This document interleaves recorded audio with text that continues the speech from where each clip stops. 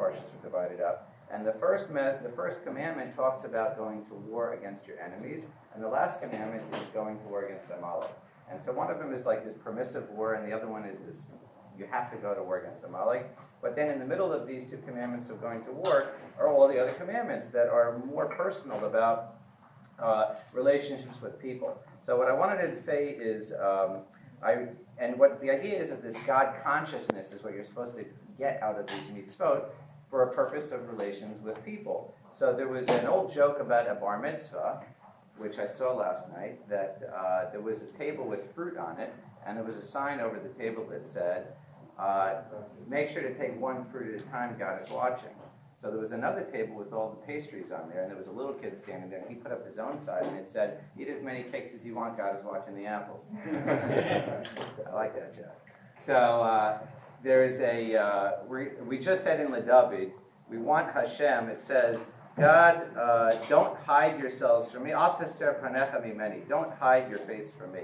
And so there's a kind of in the middle of all these mitzvot that we're having in this week's parsha, there's this whole section about what happens with a lost object.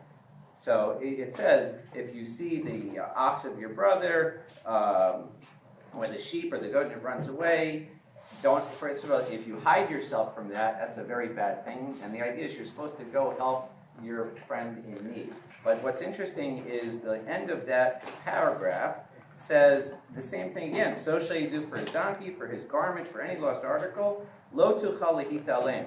You will not be able to hide yourself. So the first commandment is don't do it, but the second command really is you won't actually be able to hide yourself. If we reach this God consciousness, then we will be able to achieve what we're asking for in the David, which is al tashtav'naf mimeni, that don't hide your face from me. So if we can achieve this consciousness for our fellow people, which is what the two wars are really about. The reason you have the wars to begin with is because of a failure of relationship with people. So if we are able to bring that into our own lives, then we can bring that into our lives as well. So have a great week.